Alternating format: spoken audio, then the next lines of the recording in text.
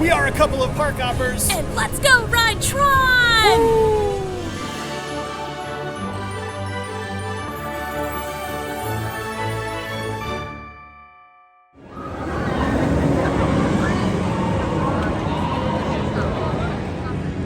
We are currently in line for our cast preview for TRON Lightcycle Run.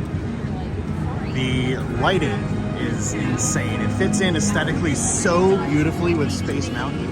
We're gonna catch one of the vehicles going by us in just a second here, so you guys can see kind of what it looks like as we're going up the ramp towards the entrance to the ride.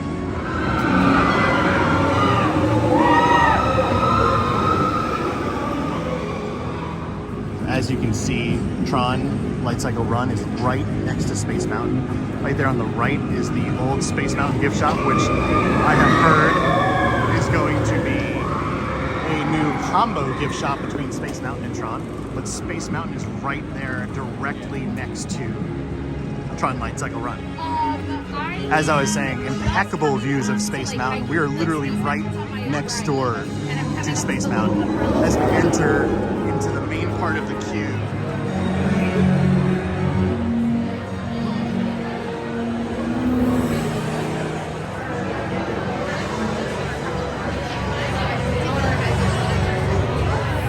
In the last little tunnel part before you enter the main TRON queue, you can see these giant industrial fans in the ceiling. So even on those hot summer days, you'll definitely stay cool in the TRON Lightcycle Run queue.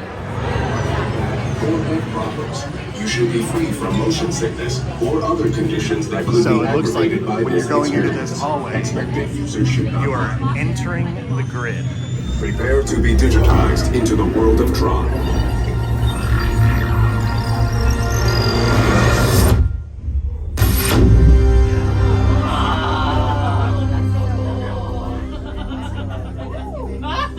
Team Blue, welcome to the grid.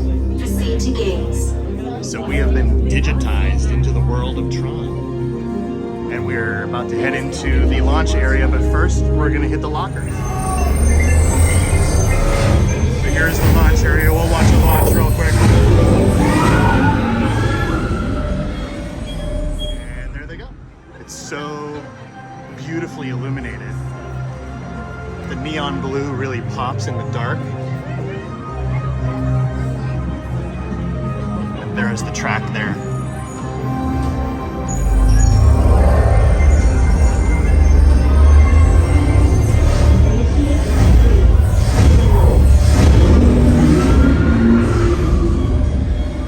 Welcome to TRON Lightcycle Run, the ultimate competition on the grid.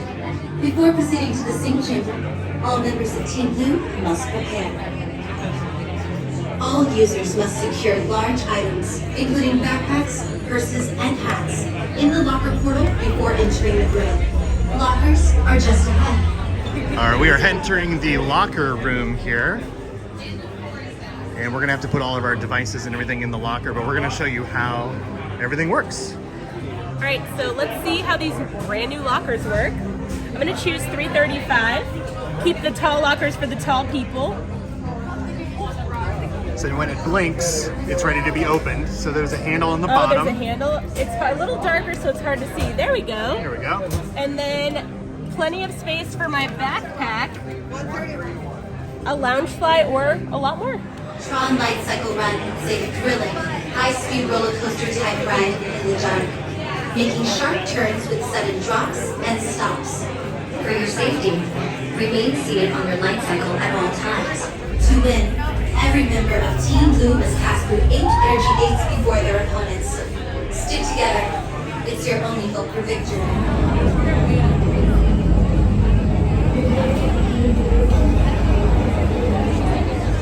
So here we are in the load area for TRON Lightcycle Run. Very similar setup to Guardians of the Galaxy Cosmic Rewind. We've got a track here, and then another track over here. So it's a 2-track load. Very similar to Guardians. You'll be on the left, rows 2 and 3. Thank you. You're welcome.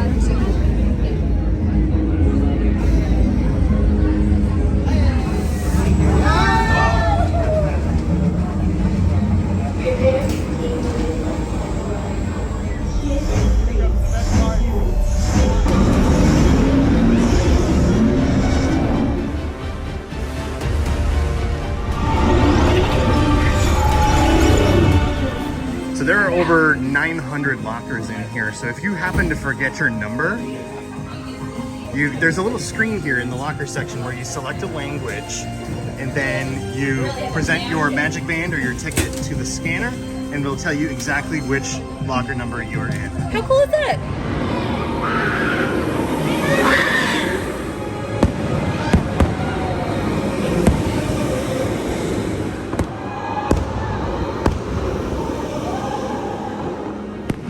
As we are walking out of TRON, the finale of Enchantment is about to start here, so we're gonna check this out.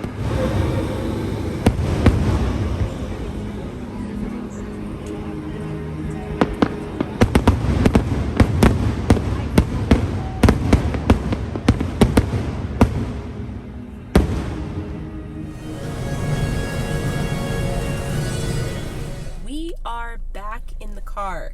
Magic Kingdom was very busy. It was. It was noisy, and we wanted you guys to hear us because we got to run TRON twice, and we got some thoughts. Yeah, we sure do. These are going to be kind of our immediate thoughts, but we're going to expand on this a lot more on this week's episode of a couple of Park Hoppers podcasts. While you're at it, go to Apple Podcasts, Spotify, Google Play, wherever you find your favorite podcast, subscribe right now, and you can hear our very in-depth conversation that's going to be released this week. Yes, but I want to know first off, what are your immediate thoughts? So this was the second and third time, we got to ride twice tonight, the second and third time that I've ridden TRON. This is also the first time that I've ridden at night. The first time on the preview, it was amazing during the day, but the canopy part where you shoot out of the launch was way cooler at night. Strongly recommend getting on at night if you can, if you're lucky enough to do one of these previews. Also, the pass holder and DVC previews are coming up, so if you are a member of one of those, definitely get your chance to ride TRON.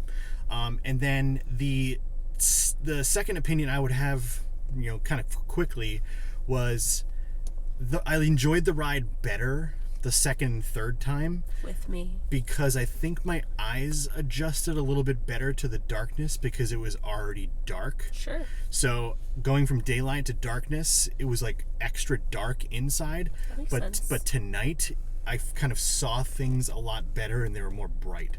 So strongly recommend riding TRON at night. My thoughts, first off, I have been sweating it out about my calves fitting on this ride.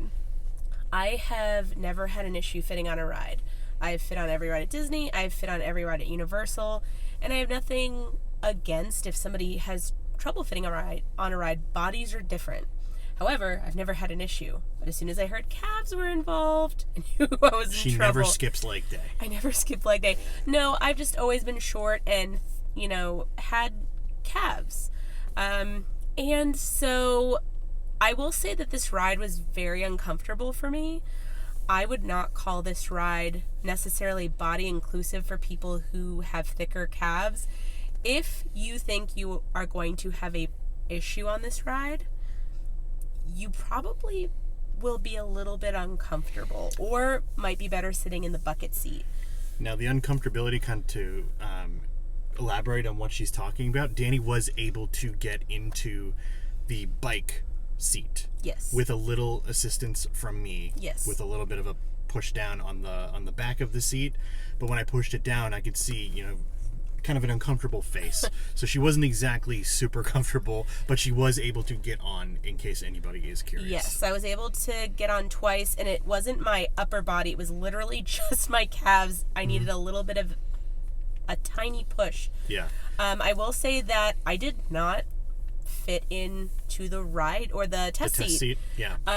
And when you get in the ride, you'll actually see here there's a bar that has to go over your calves.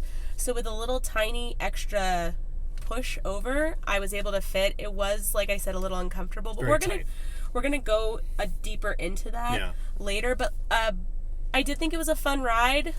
I don't know if they will make the adjustments that they probably need to, but again, I think we're gonna go back in. It's a great fun ride and a great addition to Magic Kingdom, but before we go, let's go ahead and answer questions from our Patreons. We got two. Yes, we had some questions from our Patreon subscribers. Patreon.com/a-couple-of-park-hoppers if you'd like to join and join in the fun.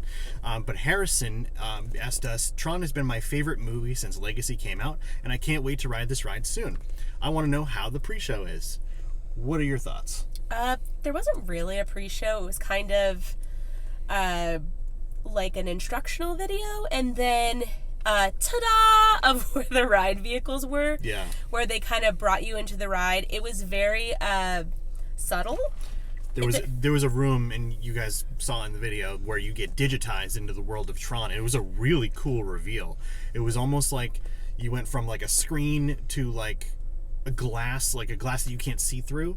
And then all of a sudden, boom, it was like, whoa, there's the ride vehicles and where you launch from. So that was really neat. But it's not like Guardians of the Galaxy where they're telling you a story, so by the time you get on the ride, you are in the story. Right. It's just, you are more so, they're kind of telling you, like, this is where you are, we're digitizing you, and you're here. Yes. There's not like a storyline. But thank you for the great question. Yeah. How about our second question? And then Eddie also says, I'm a bigger person and worried about the ride vehicle. How does it compare to Flight of Passage and Hagrid's? Well, like Danny was saying, I can kind of start on this one. I'm just laughing because this is a great question, but it's so tough. Because like what Danny was saying, Universal is a little bit less size inclusive, but Flight of Passage is at Disney. So those are two very different things. But Flight of Passage, it's similar, but it's not at the same time. Because at Flight of Passage, you're sitting on what feels like a stationary bike almost, whereas this feels like, if you guys have seen The Dark Knight, the motorcycle that he rides where he's like leaned all the way forward, that's kind of what this feels like. Size inclusive wise, the torso chest area and like the part of the seat that comes up behind you, very, very roomy. I had no issues. I could move back and forth. It was roomy, it so was much flexible. space. But when it came to the bar, like we were talking about, it slid over my calf pretty easily. But Danny's got bigger calves, and without assistance, she probably would have had to get off and get into the bucket seat. And here's the thing. That's the way my body is. I've never, it's never bothered me by any means. However, I've always had to make adjustments with, like, boots and stuff. Right. But I never thought it would be something that I'd be concerned about. I will say that the next time I ride, I would like to ride on the bucket seat to see what it's like. Yeah.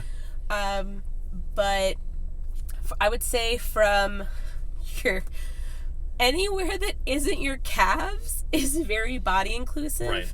But if you have even remotely thick or hardier, however you want to say that, calves, it's kind of a tight squeeze. And here's the issue too. We've heard from cast members that it's not just, people that are a little bit bigger that are having issues. It's people just with big calves. There was people who, on my first day that I went with a friend of mine, that were like epic Run Disney runners that have big calves because of that, and they weren't fitting. And these people were 160 pounds soaking wet, but they had huge calves because they were so muscular from running. Yeah, so it's a really big design flaw.